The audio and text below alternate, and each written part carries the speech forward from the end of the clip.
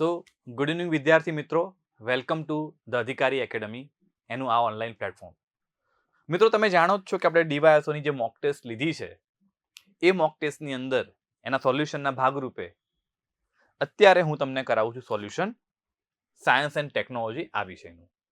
તો મિત્રો, આ મોક ટેસ્ટની અંદર જે કંઈ સાયન્સ એન્ડ ટેકનોલોજીના પ્રશ્નો તમે જોયા છે, આયા છે, એનું સોલ્યુશન લઈને આવી રહ્યો છું. તો શરૂઆત કરીએ વન બાય વન લેક્ચર એના ક્વેશ્ચન્સ છે એની. અને ઓકે, સોલ્યુશન શરૂઆત કરીએ એની પહેલા એક તમારા માટે જાહેરાત જેવું કે ભાઈ આપણે અધિકારી એકેડમી છે તમારા માટે જીપીએસસીની foundation batch, foundation that is પાયો. તો પાયાથી સમજણ પડે અને પાયો મજબૂત થાય એવી એક બેચ લઈને આવી રહ્યું છે જીપીએસસી સંભવ ફાઉન્ડેશન બેચ. આ બેચ કેવી હશે? તો આ બેચ લાઈવ હશે. એનો અર્થ કે અહીંથી અમે લાઈવ લેક્ચર લઈ રહ્યા છે, તમે તમારા મોબાઈલમાંથી જોઈ શકો છો. જ્યાં સમજણ ના પડે ત્યાં તમારા પ્રશ્નો છે એ તમે પૂછી શકો છો. તમારું લાઈવ ડાઉટ સોલ્વિંગ થઈ જાય છે. ત્યારબાદ કોઈક લાઈવમાં ના આવી શકે તો રેકોર્ડેડ બેચ પણ જોઈ શકે છે. બરાબર છે? તો આ બેચની ખાસિયત તમે જુઓ તો મેન્શન કરી છે કે 900 કરતાં વધુ કલાક છે એના લાઈવ લેક્ચર્સ જોવા મળશે. દરેક વિષયનું પાયાથી, આપણે કહ્યું છે ફાઉન્ડેશન બેચ, તો પાયાથી લઈ અને જીપીએસસીની જે પરીક્ષા છે એની જે માંગ છે એ ધોરણ સુધી, એડવાન્સ લેવલ સુધીનું ભણતર છે એ સ્ટડી તમને કરાવીશું. ડાઉટ સોલ્વિંગના સેશન હશે. મોક ટેસ્ટ ઓલરેડી તમે આપી છે અને આવી બીજી ઘણી બધી મોક ટેસ્ટ છે એ આ કોર્સની અંદર આવવાની છે. પ્લસ મેન્સની અંદર કે જ્યાં તમારે હવે ખાલી એમસીક્યુનો સામનો નથી કરવાનો, હવે તમારે લખવાનું પણ છે. અને એવું કહેવાય છે કે રાઇટિંગ ઇઝ એન આર્ટ. શું લખવું, કેવી રીતે લખવું અને શું ન લખવું, આ બધું જ તમને સમજાવવામાં આવશે. તો આ સંભવ GPSC foundation batch live batch છે, એની શરૂઆત થવા જઈ રહી છે. ફીસની વાત કરું તો આમ તો ફીસ છે 9,998 રૂપિયા, એટલે નિયર ટુ 10,000 રૂપિયા. પણ હાલ નવરાત્રિના પાવન પર્વ મુજબ નિમિત્તે 50% જેવું ડિસ્કાઉન્ટ આપણે આપીએ છીએ અને એ તમને 4,999 રૂપિયાની અંદર આ પૂરેપૂરી બેચ છે એનો તમે લાભ લઈ શકો છો. મિત્રો, આનાથી પણ થોડુંક વધારે અમે તમને સરળ કરી આપીએ છીએ કે આ બેચ છે, જો તમારે બધું જ અમાઉન્ટ એક સાથે નથી આપવું તો તમે ઈએમઆઈ એટલે કે ઇન્સ્ટોલમેન્ટ છે એમાં પણ જઈ શકો છો. કે શરૂઆતમાં તમે માત્ર 1999 આટલું જ પેમેન્ટ કરો. પહેલા દિવસે તમે પેમેન્ટ કરો છો એ દિવસથી જ તમારી એપ્લિકેશનમાં તમારો કોર્સ એક્ટિવ થઈ જાય છે. તમે રોજે રોજ એ કોર્સના લેક્ચર્સ જે છે એ અટેન્ડ કરી શકો છો. મિત્રો, આની અંદર તમને ખ્યાલ આવશે કે ભાઈ અહીંયા જેટલા ફેકલ્ટીઓ આવી રહ્યા છે, એ જે કંઈ ભણાઈ રહ્યા છે, એમનું જે કન્ટેન્ટ છે, જે ક્વોલિટી છે અને ભણાવવાની જે પદ્ધતિ છે એ જીપીએસસીની માંગ કે જીપીએસસીની જે પરીક્ષા છે એ મુજબ કયા લેવલ પર તમને તૈયારી કરવામાં આવે છે. બરાબર? તો આ એક મહિનાનો, મારી શબ્દોમાં કહું તો એક ડેમો લેક્ચર્સ તમને મળી રહ્યા છે 2,000 રૂપિયાની અંદર. તમને એવું લાગે કે ના, આ ફેકલ્ટીની જે ટીમ છે એ ખરેખર મારી તૈયારીને કંઈક અલગ લેવલ પર, એક ઊંચા લેવલ પર લઈ જઈ શકે છે, તો તમે પછી ધીમે ધીમે પૂરું પેમેન્ટમાં જઈ શકો છો. નેક્સ્ટ તમારો ઈએમઆઈ આવશે એ 30 દિવસ પછી, એક મહિના પછી 31મા દિવસે આવશે, એ પણ 1999નો. અને એક એના મહિના પછી 61મા દિવસે 1999 રૂપિયા. તો આમ કરી અને તમે આ અમારી એપ્લિકેશનની આ જે બેચ છે એની અંદર તમે જોડાઈ શકો છો. ખાસ નોંધ એટલી લેજો મિત્રો કે જે લોકોને આ ઈએમઆઈ વાળી ફેસિલિટી છે એમાં જોડાવવું છે તો આપણો હેલ્પલાઇન નંબર તમને અહીં આપ્યો છે 9081283900. મિત્રો, ઈએમઆઈમાં જો તમારે જવું હોય તો પહેલા આ હેલ્પલાઇન નંબર છે ત્યાં તમે ચોક્કસથી જાણ કરજો. તમારો મોબાઈલ નંબર છે એ લખાવજો અને એ મુજબ સિસ્ટમની અંદરથી તમને અહીંયા ઈએમઆઈ છે એની સુવિધા કરી આપવામાં આવશે. ઓકે, તો આપણી સંભવ બેચ છે એની વાત થઈ. આગળ વધીએ આપણી મોક ટેસ્ટ તરફ. એ મોક ટેસ્ટ છે એના સોલ્યુશન તરફ. તો શરૂઆત કરીએ. અહીંયા કદાચ ક્વેશ્ચનનો નંબર અલગ અલગ હોઈ શકે છે, પણ તમારા પેપરમાં જે ક્વેશ્ચન છે એ બધા જ ક્વેશ્ચન અહીંયા હું લઈ રહ્યો છું. ક્વેશ્ચન નંબર 1 શું કહે છે?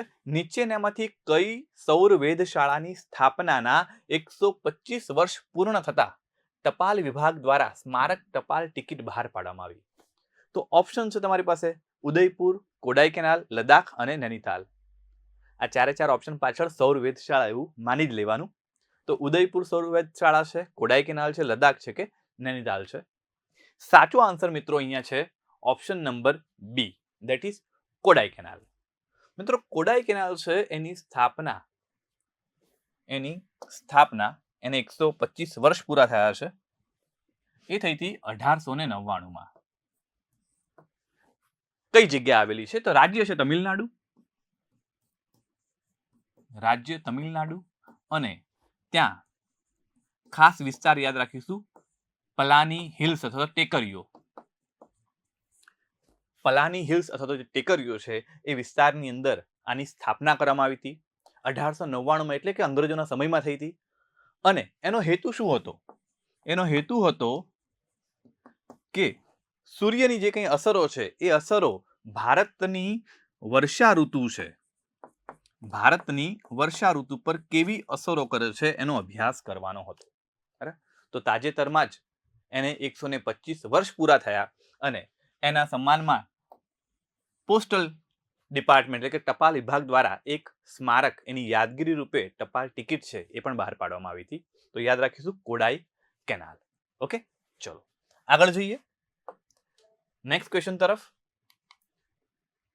તો શરૂઆતના ક્વેશ્ચન મેં અત્યારે બધા કરંટ અફેર્સ આધારિત લીધા છે.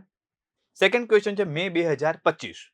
એમાં કઈ સિસ્ટમનું ભારતની પહેલી guided micro missile counter drone system? સમજો 3 શબ્દો છે અંદર. એક છે ગાઇડેડ, એના પછી સેકન્ડ આવશે માઇક્રો મિસાઇલ અથવા તો ગાઇડેડ માઇક્રો મિસાઇલ, આવો શબ્દ ભેગો લઈ લો એક. અને બીજું છે કાઉન્ટર ડ્રોન સિસ્ટમ. તો એનો અર્થ કે અહીંયા ઘણી બધી મિસાઇલો છે. ગાઇડેડ મીન્સ કે જેને દિશા સૂચન કરી શકાય એવી મિસાઇલ. કોના માટે છે? તો કાઉન્ટર ડ્રોન. મિત્રો આપ જાણો જ છો ઓપરેશન સિંદૂર જે થયું અને એમાં પાકિસ્તાન તરફથી ઘણા બધા ડ્રોન છે એ ભારત તરફ આવ્યા હતા અને ભારતે લગભગ એના તમામ ડ્રોન છે એને નિષ્ફળ બનાવ્યા હતા. તો આ ડ્રોન છે સ્પેસિફિક ડ્રોનને જ ટાર્ગેટ કરે અને ડ્રોનને હવામાં જ નિષ્ફળ બનાવી દે એવી મિસાઇલની વાત છે. તો ભારતે આવી એક સ્વદેશી મિસાઇલ છે એ વિકસાવી છે. એ કઈ છે? ઓપ્શન છે આકાશ તીર, ભાર્ગવાસ્ત્ર, વરુણાસ્ત્ર અને ગરુડ. તો આની અંદર સાચો ઓપ્શન રાઈટ આન્સર છે ભાર્ગવાસ્ત્ર.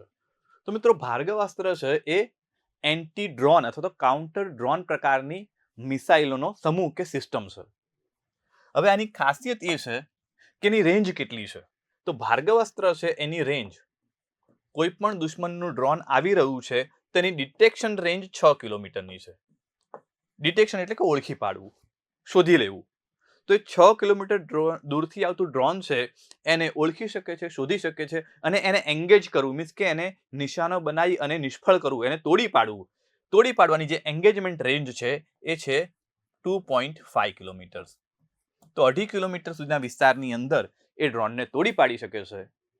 હવે ડ્રોન આવે ત્યારે એક એક નથી આવતા ને, સમૂહમાં આવતા હોય છે પક્ષીઓના ઝુંડની જેમ. તો આ જે સિસ્ટમ છે એ એક સાથે 64 મિસાઇલ 64 એક સાથે 64 મિસાઇલ છોડી શકે છે અને એક સાથે 64 ડ્રોન છે એને નિષ્ફળ બનાવવાની ક્ષમતા ધરાવે છે. બરાબર? તો નામ યાદ રાખીશું ભાર્ગવાસ્ત્ર.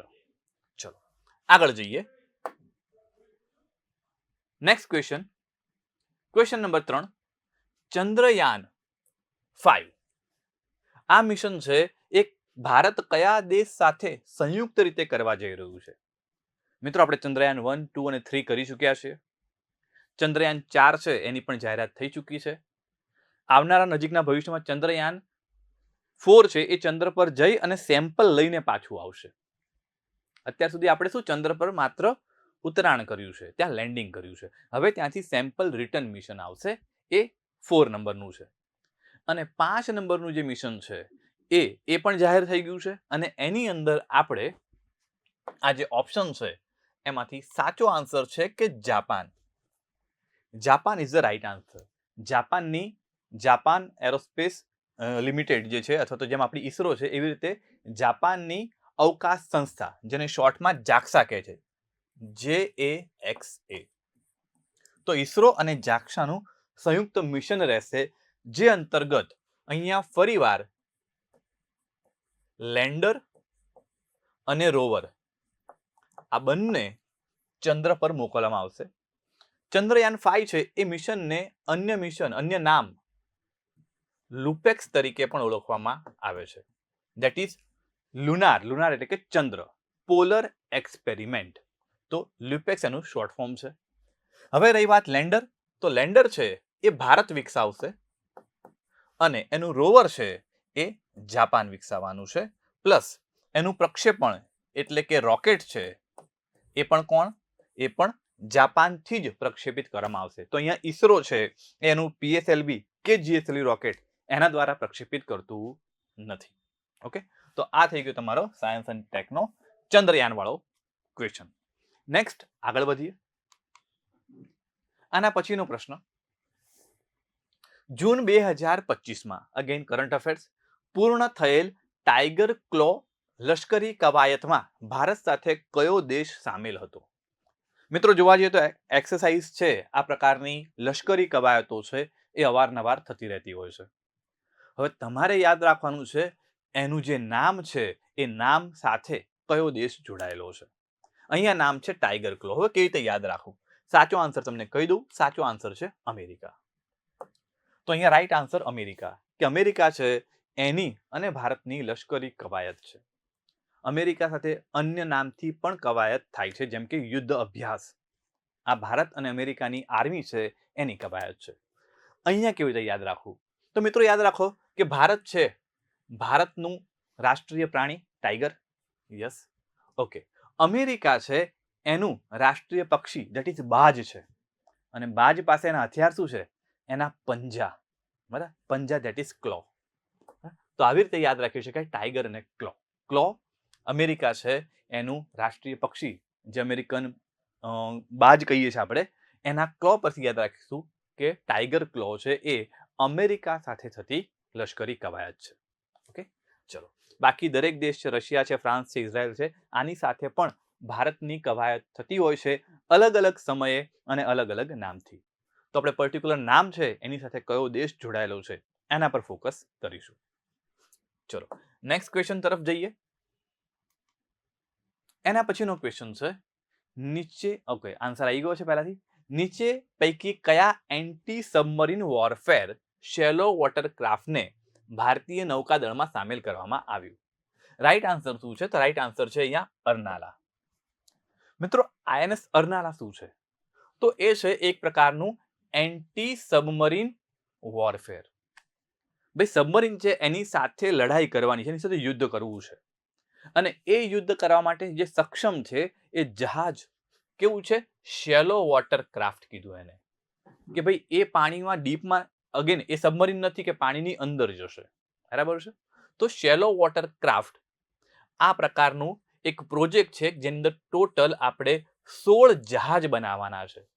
આ 16 જહાજનો મૂળ હેતુ શું છે? કે એન્ટી સબમરીન વોરફેર. સબમરીન છે એની સાથે પાણીની સપાટી પર રહીને યુદ્ધ કરી શકે એવા પ્રકારના જહાજ. આ 16 જહાજ પૈકીનું પહેલું જહાજ છે એ અર્નાલા છે. હવે મિત્રો અર્નાલા નામ છે, એની હિસ્ટ્રી છે એ થોડીક યાદ રાખીશું. અર્નાલા એકચ્યુઅલી એક ફોર્ટ એટલે કે કિલ્લો છે. ક્યાં આવેલો છે? તો રાજ્ય છે મહારાષ્ટ્ર.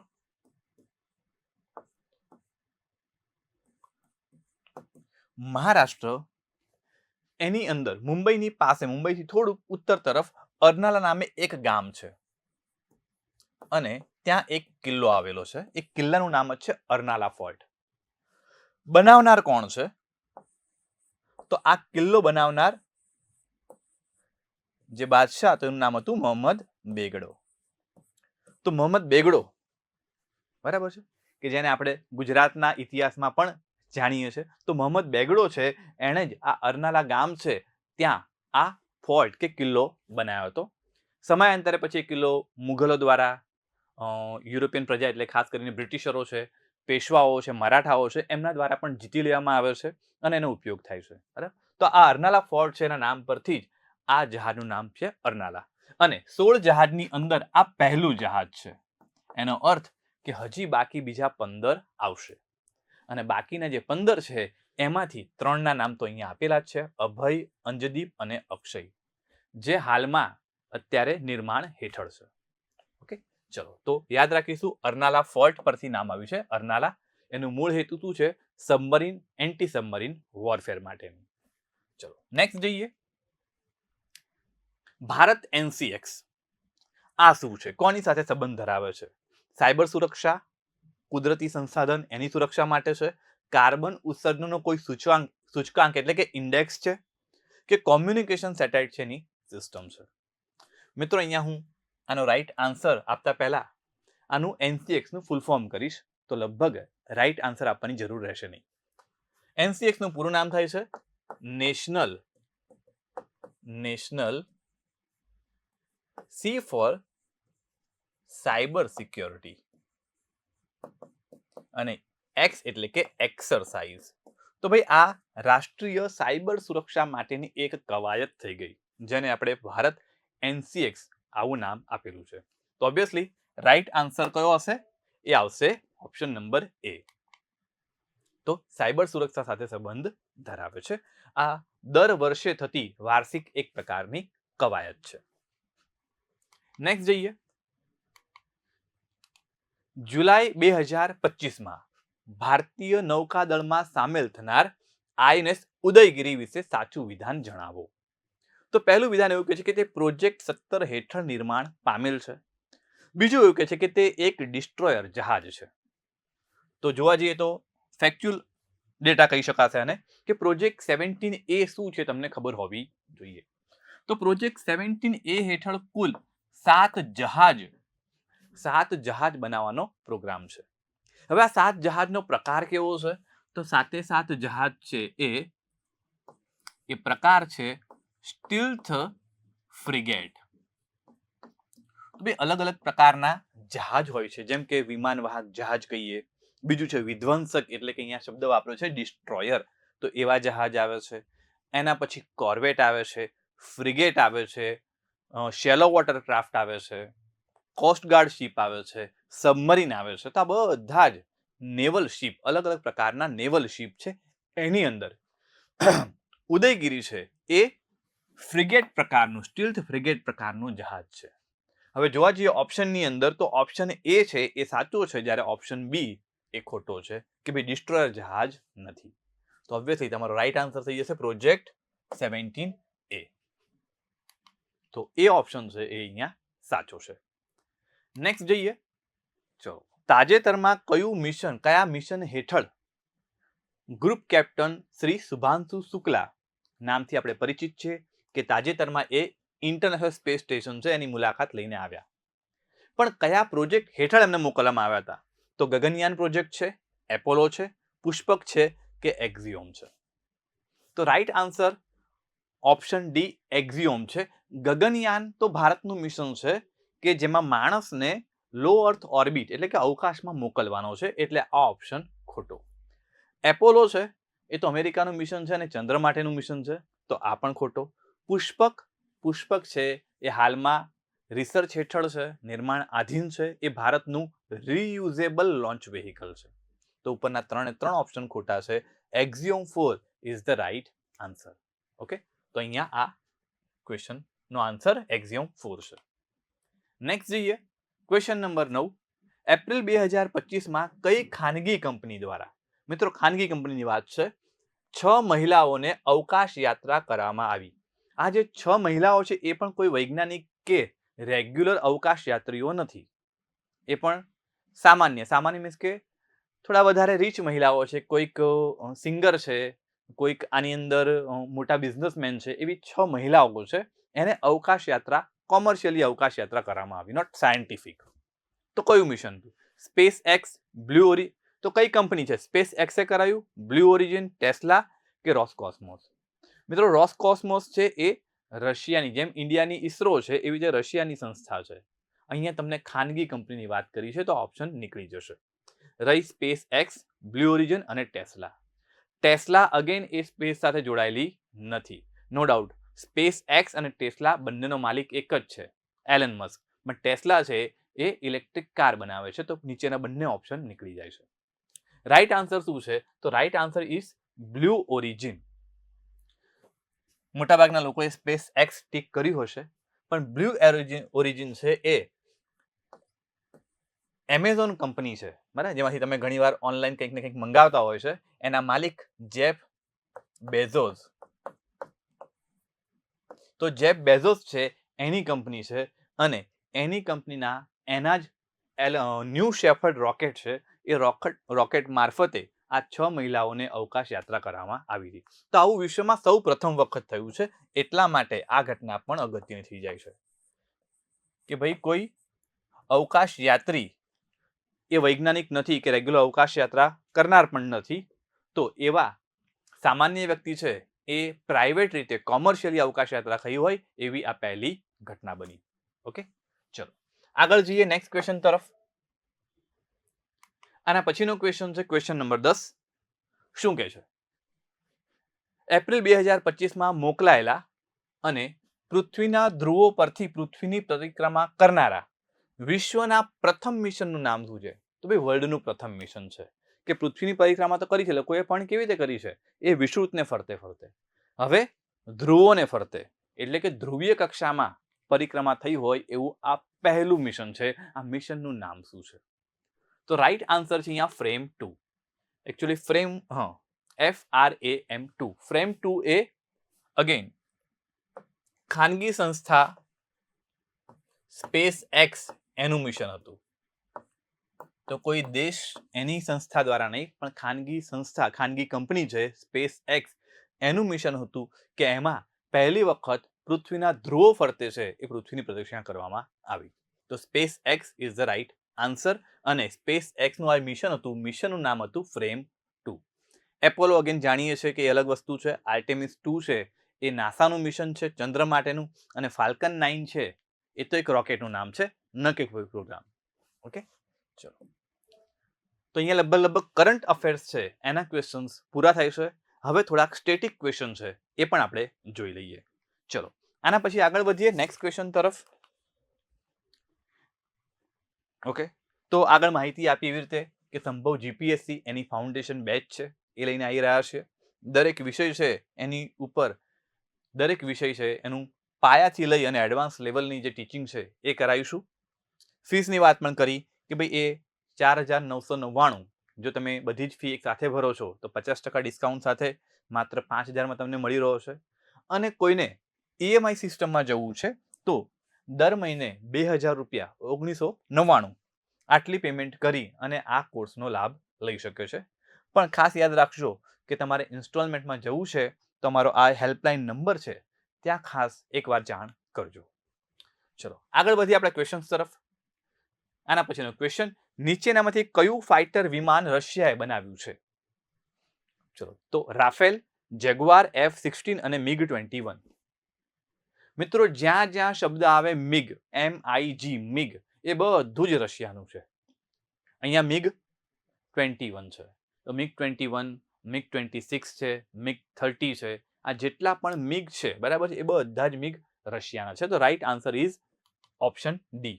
રાફેલ આપણને ખ્યાલ છે ફ્રાન્સ એની company Dassault, Jaguar same France એની કંપની દસોલ્ટ એને બનાવ્યું છે. F-16 છે એ અમેરિકન કંપની લોકહીડ માર્ટિન એનું બનાવેલું છે. દેટ ઇઝ આ અમેરિકન છે, ઉપરના બંને ફ્રાન્સના છે. રશિયાનું આવે છે MiG-21 કે જે ભારતીય વાયુસેનામાં, ખાસ યાદ રાખીશું કે ભારતીય વાયુસેના છે એની અંદર આવનારું સૌ પ્રથમ સુપરસોનિક ફાઇટર પ્લેન કયું હતું? તો જવાબ રહેશે MiG-21 કે જે હવે રિટાયર આપણે કરી રહ્યા છે અને MiG-21 છે એને ભારતીય વાયુસેનામાંથી આપણે રિપ્લેસ કરીશું અને MiG-21 છે એનું સ્થાન લેશે તેજસ. તો સ્વદેશી વિમાન તેજસ છે એને આપણે MiG-21 ની જગ્યાએ લાવવાના છીએ. ઓકે, ચલો આગળ વધીએ નેક્સ્ટ ક્વેશ્ચન તરફ. ભારતની એરફોર્સ માટેની ખાસ કરીને વાયુસેના છે એના જે ફાઇટર પ્લેન છે એમાંથી પ્રક્ષેપિત કરી શકાય એવી સ્પેશિયલ મિસાઇલ છે, એનું નામ શું છે? જવાબ છે અસ્ત્ર. તો અસ્ત્ર છે સ્પેસિફિકલી ઇન્ડિયન એરફોર્સ એના ફાઇટર પ્લેન છે એના માટે બનાવેલી મિસાઇલ છે. તો ખાસ યાદ રાખીશું. નેક્સ્ટ ક્વેશ્ચન, બરાક 8 શું છે? Important question. તો બરાક 8 છે એ આપણે એક અન્ય દેશ પાસેથી ખરીદેલી મિસાઇલ છે. ભારતની સ્વદેશી નથી. તો એક ટેન્ક છે, સબમરીન છે, એર ડિફેન્સ મિસાઇલ છે કે એરક્રાફ્ટ છે? તો મેં આન્સર કહી દીધો છે. રાઈટ આન્સર છે એ એક મિસાઇલ છે. એને કહે છે એર ડિફેન્સ. એર ડિફેન્સ એટલે શું? હવામાંથી કોઈ દુશ્મનની મિસાઇલ આવી રહી છે, કોઈ ડ્રોન કે ફાઇટર પ્લેન છે, અને હવામાં જ તોડી પાડવું છે. એ જમીન પર ત્રાટકે એની પહેલા જ હવામાં એનો નાશ કરી દઈએ તો એને કહેવાશે એર ડિફેન્સ. તો આ એ પ્રકારની મિસાઇલ છે કે દુશ્મનની મિસાઇલ હોય, ડ્રોન હોય, પ્લેન હોય, એને હવામાં જ તોડી પાડવા માટે સક્ષમ છે. બરાબર? તો આને સપાટી એટલે કે સરફેસ, જમીન પરથી અને પાણીની સપાટી એટલે કે જહાજ, આ બંને પરથી પ્રક્ષેપિત કરી શકાય એ પ્રકારની મિસાઇલ છે. પણ ખાસ યાદ રાખીશું કે આપણે જાતે બનાવી નથી. બરાક 8 છે એ આપણે ઇઝરાયલ પાસેથી ખરીદેલી છે. અને એની રેન્જ છે એ અપ ટુ 80 કિલોમીટર, લગભગ 80 કિલોમીટર છે એટલી એ રેન્જ ધરાવે છે. ચલો આગળ વધીએ. Next question, INS Calvary important કઈ શ્રેણીની સબમરીન છે? કહી દીધું કે સબમરીન છે. કઈ શ્રેણી? અરિહંત શ્રેણી, સ્કોર્પિયન શ્રેણી, શિશુમાર કે અકુલા? તો મિત્રો યાદ રાખીશું, એક પ્રોજેક્ટ આપણે તાજેતરમાં જ પૂરો કર્યો છે અને એ પ્રોજેક્ટનું નામ છે પ્રોજેક્ટ 75. આ ઇમ્પોર્ટન્ટ એટલા માટે છે કે ભારત આ જ પ્રોજેક્ટનું next version project 75I, I for India, આ લાવી રહ્યું છે. પ્રોજેક્ટ 75 ની અંદર શું કર્યું આપણે? દેશ છે ફ્રાન્સ, અને આ ફ્રાન્સ દેશ છે એની પાસે એક સ્પેશિયાલિટી છે સબમરીન બનાવવાની, અને એ સ્પેશિયાલિટીને એ લોકો કહે છે સ્કોર્પિયન ક્લાસ. તો સ્કોર્પિયન ક્લાસની 6 સબમરીન ફ્રાન્સે ભારત માટે બનાવી. કેટલી નંગ? 6 નંગ. અને આ 6 ની અંદર જે પહેલી સબમરીન હતું એનું નામ હતું આઈએનએસ કલવરી. બરાબર? તો આઈએનએસ કલવરી શું છે? એ સ્કોર્પિયન શ્રેણીની એક સબમરીન છે. કયા દેશે બનાવી છે? તો ભાઈ ફ્રાન્સે બનાવી છે ભારત માટે. કુલ અહીંયા 6 સબમરીનનો સમાવેશ થાય છે. 6 સબમરીન છે એ બનીને તૈયાર થઈ ચૂકી છે. ઓકે, ચલો તો ધીસ ઇઝ ઓફ કલવરી. આગળ જઈએ. નેક્સ્ટ ક્વેશ્ચન, ભારતનો અધિકૃત અવકાશ કાર્યક્રમ, ફેક્ચ્યુઅલ ક્વેશ્ચન પૂછાયો છે, કઈ સાલમાં રજૂ થયો હતો? 1962, 65, 72 કે 85? મિત્રો 62 સુધી તો ભારતની અંદર સ્પેસ સાયન્સ માટે કોઈ ખાસ અવેરનેસ રાષ્ટ્રીય લેવલે જોવા મળી નથી. મીન્સ કે પોલિટિકલ લોકોની વાત કરું છું કે સરકારની અંદર એવી કોઈ અવેરનેસ નથી. બીજું કે 62માં આપણું યુદ્ધ થઈ રહ્યું છે પડોશી દેશ સાથે, 65ની અંદર પણ યુદ્ધ થઈ રહ્યું છે. તો 62 અને 65 છે એ બંને આવતા નથી. Right answer is 1972. બરાબર છે? તો 1972 છે ત્યાં આપણો અધિકૃત કાર્યક્રમ છે એ આપણે જાહેર કરીએ છીએ. આગળ વધીશું. કન્સેપ્ટ વાળો ક્વેશ્ચન છે કે ધ્રુવીય કક્ષા વિશે નીચે પૈકી કયું વિધાન સાચું નથી? એનો અર્થ કે તમારે ખોટું વિધાન શોધવાનું છે. તો ધ્રુવીય કક્ષા, આ કક્ષા પૃથ્વીની સપાટીથી આશરે 800 થી 1000 કિલોમીટરની ઊંચાઈ પર છે. આ સાચું છે કે ખોટું? તો સાચું છે. ઓકે, તો આ સાચું છે. આને ટીક કરી શકાય? તો તમને પૂછ્યું છે સાચું નથી એવું ટીક કરવાનું છે, એટલે આને ટીક કરવા માટે લાયક આન્સર નથી. એટલે આ ઓપ્શન નીકળી જશે કે ટીક કરવા લાયક નથી. બીજું, આ કક્ષામાં સ્થાપિત ઉપગ્રહ આશરે 90 મિનિટમાં પૃથ્વીની પ્રદક્ષિણા પૂરી કરે છે. આ સાચું છે? તો જવાબ છે હા, આ સાચું છે. એનો અર્થ કે ટીક કરવા માટે આ પણ લાયક નથી. નેક્સ્ટ, આ કક્ષામાં સ્થાપિત ઉપગ્રહ પૃથ્વીના લગભગ તમામ ભૌગોલિક વિસ્તારનું અવલોકન કરી શકે છે. આ વાક્ય સાચું છે? તો યસ, આ વાક્ય પણ સાચું છે. એનો અર્થ કે આ ટીક કરવા લાયક નથી. તો ટીક કરવા લાયક કયું? છેલ્લું. શું છે? આ કક્ષામાં મુખ્યત્વે દૂરસંચાર પ્રકારના ઉપગ્રહો સ્થાપિત કરવામાં આવે છે. જવાબ છે ખોટું. આ કક્ષામાં દૂરસંચાર નહીં, પણ શું કહીશું? દૂર સંવેદી પ્રકારના ઉપગ્રહો છે એ આપણે પ્રક્ષેપિત કરતા હોઈએ છીએ. તો આટલો સુધારો છે, એના કારણે આ ઓપ્શન ડી છે અહીંયા ખોટો પડે છે. ખોટું વાક્ય છે અને આપણને શોધવાનું એ જ કીધું છે કે ખોટું કયું છે. ઓકે, તો ઓપ્શનમાં આપણને ડી ઓપ્શન છે એ ટીક કરવા માટે યોગ્ય છે. નેક્સ્ટ જઈએ આના પછીનો ક્વેશ્ચન, ક્વેશ્ચન નંબર 17. નીચે પૈકી કઈ કક્ષામાં પૃથ્વી નિરીક્ષક ઉપગ્રહોને સ્થાપિત કરી શકાય છે? તો પૃથ્વીનું અવલોકન કરવાનું છે. લો અર્થ ઓર્બિટમાં કરી શકીએ? જવાબ છે હા.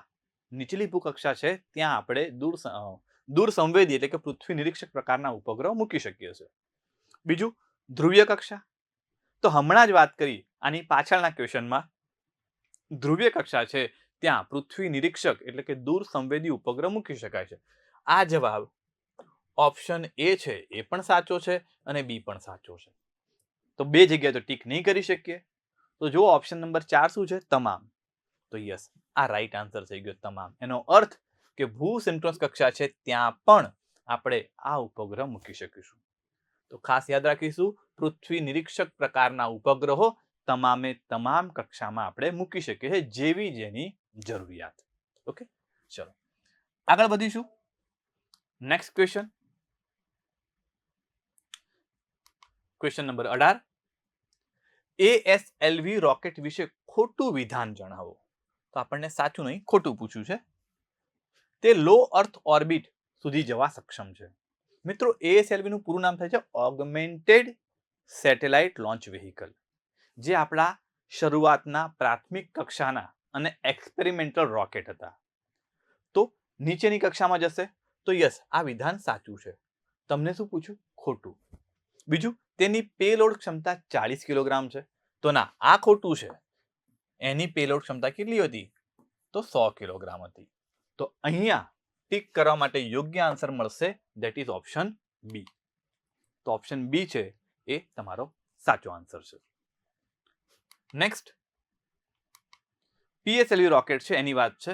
કયું વિધાન સાચું નથી? અગેન સાચું નથી એવું પૂછ્યું છે. તો તેમાં ઈંધણનું દહન 4 તબક્કામાં થાય છે. તો હા, આ વાત તો બિલકુલ સાચી છે કે ભાઈ એમાં 4 તબક્કા ઈંધણના હોય છે. નેક્સ્ટ ઓપ્શન શું છે? પ્રવાહી ઈંધણના દહન માટે સ્વદેશી વિકસિત વિકાસ એન્જિનનો ઉપયોગ થાય છે. જવાબ છે હા, કે ભાઈ અહીંયા 4 તબક્કા છે. એમાં પહેલા તબક્કામાં ઘન બળતણ, બીજામાં પ્રવાહી, ત્રીજામાં ફરીવાર ઘન અને ચોથામાં પાછું પ્રવાહી. આવી રીતે 4 તબક્કા છે. એમાં પ્રવાહી તબક્કો જે છે એના માટેનું એન્જિન છે એને નામ વિકાસ, વિક્રમ સારાભાઈ આનું શોર્ટ ફોર્મ કરી અને વિકાસ આવું નામ આપેલું છે. કીધું છે કોર અલોન પ્રકારના મોડેલમાં 2 બુસ્ટર રોકેટ હોય છે. ભાઈ નામ શું છે? Core alone. અલોન એટલે લોકો સ્ટેટસ રાખે ને, અલોન બટ હેપી, એકલો જ, કોઈ જ નથી. અહીંયા શું છે? કોર અલોનમાં 2 બુસ્ટર હોય છે. ખોટી વસ્તુ. કોર અલોનમાં તો કેટલા બુસ્ટર હોય છે? That is 0. એનું નામ જ છે કોર અલોન. ત્યાં એક પણ બુસ્ટર હોતું નથી. એનો અર્થ કે આ વિધાન ખોટું છે. તો ચોથું વિધાન ઓટોમેટિક સાચું થઈ જશે કે મિશન મંગળ છે, મંગળયાન છે, એની અંદર PSLV રોકેટ એના એક્સેલ મોડેલનો ઉપયોગ થયો હતો. તો હા, એ વિધાન સાચું છે. તો અહીંયા ઓપ્શન સી છે એ આપણે ટીક કરીશું. આ એનો રાઈટ આન્સર છે. નેક્સ્ટ જઈએ ક્વેશ્ચન નંબર 20. અહીંયા પૂછ્યું છે સાચું વિધાન જણાવો. PSLV રોકેટનો મુખ્યત્વે દૂરસંચાર પ્રકારના ઉપગ્રહોને પ્રક્ષેપિત કરવા થાય છે. મિત્રો, દૂરસંચાર પ્રકારના જે ઉપગ્રહો એટલે કે કોમ્યુનિકેશન ઉપગ્રહો છે એ વજનમાં ખૂબ જ ભારે હોય છે. એનું વજન 100-200 કિલો નહીં પણ હજારો કિલોમાં થાય છે. 1 ટન એટલે કે 1000 kilogram, 1.5 ton, 2 ton, 4, 5 ton. 5 ton means કે 5000 કિલોગ્રામ. તો 5000 કિલોગ્રામ અને એને ભૂ સિન્ક્રોનસ કક્ષા કે ભૂસ્થિર કક્ષા સુધી પહોંચાડવું એ PSLV રોકેટની ક્ષમતા નથી. એટલે પહેલું વિધાન ખોટું છે. તો તમને સાચું પૂછ્યું છે તો આ તો ટીક થશે નહીં. નેક્સ્ટ, GSLV રોકેટનો ઉપયોગ મુખ્યત્વે દૂર સંવેદી પ્રકારના ઉપગ્રહોને પ્રક્ષેપિત કરવા થાય છે. તો આ વિધાન પણ ખોટું છે. અહીંયા બંને રોકેટના નામ ઉપર નીચે કરી દો તો વિધાન સાચું થશે. PSLV છે નો ઉપયોગ દૂર સંવેદી માટે છે, GSLV નો ઉપયોગ દૂર સંચાર માટે. તો બંને વિધાન ખોટા છે. આ બંને ખોટા છે. એક મિનિટ, પહેલું અને બીજું બંને ખોટા છે. તમને પૂછ્યું છે સાચું. હવે ઓપ્શન ડી છે એવું લખ્યું છે કે તમામે તમામ વિધાન સાચા છે. હવે ઉપરનું એક ખોટું પડી ગયું, એનો અર્થ કે ઓપ્શન ડી છે એ પણ ખોટો છે. તો બાકી બચ્યું કયું? Option she is the right answer. તો SSLV small satellite launch vehicle એનો ઉપયોગ શું છે? ઉપગ્રહોને લો અર્થ ઓર્બિટમાં પ્રક્ષેપિત કરવા થાય છે. તો this is the right option. Okay, ચલો આગળ જઈશું. નેક્સ્ટ ક્વેશ્ચન, ગગનયાન વિશે સાચા વિધાન જણાવો. તો ભારતનું સૌપ્રથમ માનવ મિશન છે. હા, સાચી વાત છે કે ભાઈ ભારતનું સૌપ્રથમ માનવ મિશન છે. ભારત પોતાની ક્ષમતાથી માણસને અવકાશમાં મોકલવા જઈ રહ્યો છે. નેક્સ્ટ, આ મિશનમાં પહેલા એક યંત્ર માનવ એટલે કે રોબોટને મોકલવામાં આવશે. તો હા, બિલકુલ વાત સાચી છે કે પહેલા સીધું આપણે માણસને નથી મોકલવાના. આપણે એક રોબોટને મોકલીશું અને રોબોટને પણ નામ આપ્યું છે વ્યોમ મિત્ર. આપણે યાદ રાખજો, આ જે રોબોટ છે એને નામ આપ્યું છે વ્યોમ મિત્ર. અને આપણા જે માણસ એટલે કે અવકાશ યાત્રી મોકલીશું એને નામ આપ્યું છે વ્યોમ નોટ.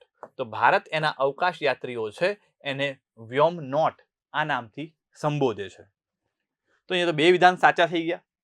બંનેમાં ટીક કરી શકાય? ન કરી શકાય. તો જુઓ ઓપ્શન ડી તમામ. તો અહીંયા ટીક કરીશું તો ઉપરના બે ઓપ્શન છે એ આવી જશે. એનો અર્થ કે ત્રીજો ઓપ્શન તમે વાંચો કે ન વાંચો એ સાચો જ છે. શું છે? આ મિશનમાં 3 અવકાશ યાત્રીઓને લો અર્થ ઓર્બિટમાં મોકલવામાં આવશે. યસ, આ ફેક્ટ છે કે ભાઈ 3 અવકાશ યાત્રી છે એને આપણે લો અર્થ ઓર્બિટ છે એમાં મોકલીશું. ઓકે, ચલો નેક્સ્ટ આના પછીનો ક્વેશ્ચન, નાવિક પ્રણાલી વિશે સાચા વિધાન જણાવો. સાચું વિધાન પૂછ્યું છે કે ભાઈ તેનું મૂળ નામ, એનું ઓરિજિનલ નામ શું છે? તો Indian regional navigation satellite system, that is IRNSS. તો યસ, આ સાચું વિધાન છે. ટીક કરીએ. જોઈએ, આ પ્રણાલીમાં 4 ઉપગ્રહોને ભૂસ્થિર કક્ષામાં સ્થાપિત કરવામાં આવશે. અહીંયા થોડુંક સમજવું પડશે. કુલ કેટલા? કુલ 7 ઉપગ્રહ મૂકવાના છે. ઓકે, 7 ના આપણે 2 ભાગ કરી દઈએ, એક 4 અને એક 3 એવી રીતે. હવે યાદ રાખીશું કે 4 ઉપગ્રહો છે એને આપણે મૂકવાના છીએ ભૂ સિન્ક્રોનસમાં. ક્યાં ભાઈ? ભૂ સિન્ક્રોનસ. અને 3 છે એને મોકલીશું આપણે ભૂ સ્થિરની અંદર. હવે વાક્ય વાંચો તો વાક્યમાં શું કહે છે? 4 ને ભૂસ્થિરમાં. તેનો અર્થ કે આ વિધાન ખોટું છે. જો આ વિધાન ખોટું હોય તો ઉપરયુક્ત તમામ આ સાચું થાય? ના થાય. તો આ પણ ખોટું થઈ ગયું. તો ઉપરનું છે એ વિધાન સાચું છે. હવે તમે સી ઓપ્શન ના વાંચો તોય ચાલે, એ ખોટું જ હશે. કારણ આ પ્રણાલી નાગરિકો માટે આરક્ષિત સેવાઓ આપે છે. જવાબ છે ના, નાગરિકો માટે નહીં. એ કોના માટે છે? સૈન્ય માટે છે. કારણ કે એક જ ક્વેશ્ચનમાં તમને 2 સાચા ઓપ્શન ન આપે તો તમે ત્રીજો ઓપ્શન ન વાંચો છતાં પણ તમે ટીક કરી શકો છો. તો આ થોડુંક સ્માર્ટ વર્ક રહેશે. કેવી રીતે યાદ રાખવું? 4 છે ને, તો આ 1, આ 2, આ 3 અને 4, બે 4 કટ મૂક્યા તો સિન્ક્રોનસ. આ 3 છે તો 1, 2 અને 3 પૂરું થઈ ગયું. બરાબર? તો યાદ રાખીશું 4 અને 3 નો આ સમૂહ છે. આગળ વધીએ. નેક્સ્ટ ક્વેશ્ચન, કોઈ લઘુગ્રહ ઉપર રોવર ઉતારનાર વિશ્વનો પ્રથમ દેશ કયો છે? તો એક ફેક્ચ્યુઅલ ડેટા તરીકે ગણીશું કારણ કે હવે ક્વેશ્ચન જૂનો થઈ ગયો છે. રાઈટ આન્સર છે જાપાન. આ જાપાન છે એનું મિશન હતું હાયાબુસા. હા, બાઇક વાળું છે ને એ જ. તો હાયાબુસા 2 આ મિશન હતું. આ મિશન અંતર્ગત એણે એક લઘુગ્રહ છે એનું નામ છે રિગુ. રિગુ લઘુગ્રહ છે એની ઉપર આ હાયાબુસા યાન છે એ ઉતારવામાં આવે છે. જેમ આપણે ચંદ્ર પર વિક્રમ લેન્ડર ઉતાર્યું અને પછી એમાંથી પેલું પ્રજ્ઞાન નામનું રોવર નીકળ્યું હતું, એવી રીતે અહીંયા મિનર્વા નામનું રોવર નીકળે છે. તો જાપાન આવું કરનાર પહેલો દેશ છે કે એણે કોઈ લઘુગ્રહ છે, લઘુગ્રહ ઉપર રોવર ઉતાર્યું હોય. ચલો, તો અહીંયા રાઈટ આન્સર શું છે? રાઈટ આન્સર એટલે ઓપ્શન ડી જાપાન છે એ સાચો આન્સર છે. એના પછી નેક્સ્ટ ક્વેશ્ચન નંબર 24, ગુરુત્વ પ્રવેગ અંગે સાચું વિધાન જણાવો. ફિઝિક્સનો ક્વેશ્ચન છે કે ધ્રુવ પ્રદેશો પર ગુરુત્વ પ્રવેગનું મૂલ્ય મહત્તમ હોય છે. પૂછાઈ ગયેલો ઓપ્શન છે. તો જવાબ છે યસ, આ સાચી વસ્તુ છે કે ગુરુત્વ પ્રવેગ ધ્રુવો છે એ પૃથ્વીના કેન્દ્રથી થોડાક નજીક છે. કારણ પૃથ્વી થોડી ચપટી છે ને, તો અહીંયા ગુરુત્વ પ્રવેગનું મૂલ્ય વધારે છે. તો વિષુવવૃત્ત માટે એનાથી ઊંધું થઈ જશે. કે વિષુવવૃત્ત પર ગુરુત્વ પ્રયોગનું મૂલ્ય લઘુત્તમ હોય છે. જવાબ યસ, આ પણ રાઈટ છે. તમને સાચું વિધાન પૂછ્યું છે, 2 ટીક થશે, નહીં થાય. ત્રીજામાં છે એક પણ નહીં અને બંને. તો રાઈટ આન્સર ઇઝ બંને, કે ભાઈ અહીંયા આ બંને ઓપ્શન કે બંને વિધાન છે એ સાચા છે. ચલો આના પછી વિજ્ઞાનની અંદર આ છેલ્લો ક્વેશ્ચન છે પેપરમાં, ક્વેશ્ચન નંબર 25. અગેન ફિઝિક્સનો, સોરી જીવ વિજ્ઞાનનો પણ ગણી શકો અને ફિઝિક્સનો પણ કહી શકો. 1 કેલરી ઉર્જા ખર્ચવામાં આવે તો કેટલા જૂલ કાર્ય થાય? વારંવાર પૂછાઈ ગયેલો ક્વેશ્ચન છે. યાદ રાખીશું ઓપ્શન નંબર સી, 4.186 જૂલ. બરાબર, તો આ એક ફેક્ચ્યુઅલ ડેટા હતો. તો લગભગ આ 25માં ક્વેશ્ચન સાથે યસ આપણી જે ટેસ્ટના 25 ક્વેશ્ચન છે એનું સોલ્યુશન પણ આવી ગયું. અને ફરીવાર સંભવ જીપીએસસી ફાઉન્ડેશન બેચ, આની અંદર અલગ અલગ વિષયો છે, 900 કલાક કરતા વધારે એનું ટીચિંગ છે એ તમને મળશે. મોક ટેસ્ટ જેનો લાભ લઈ શકો છો અને હાલ 50% ડિસ્કાઉન્ટ છે, એની અંદર આ બેચમાં તમે જોડાઈ શકો છો. લાઈવ બેચ રહેશે, સાથે રેકોર્ડેડ વિડીયો છે એ પણ જોઈ શકશો અને ઇન્સ્ટોલમેન્ટ છે એનો ઓપ્શન પણ તમારા માટે ખુલ્લો છે. પણ યાદ રાખજો કે જો તમે ઇન્સ્ટોલમેન્ટ ઓપ્શનમાં જવા માંગો છો તો ખાસ આ નંબર છે ત્યાં જાણ કરશો, તો તમારું જે ઇન્સ્ટોલમેન્ટ છે એ પ્રકારની જે સ્કીમ છે એ એક્ટિવેટ કરી આપીશું. તો આ સાથે ખૂબ ખૂબ આભાર મિત્રો. ફરીવાર મળીશું, ત્યાં સુધી આવજો એન્ડ ઓલ ધ બેસ્ટ.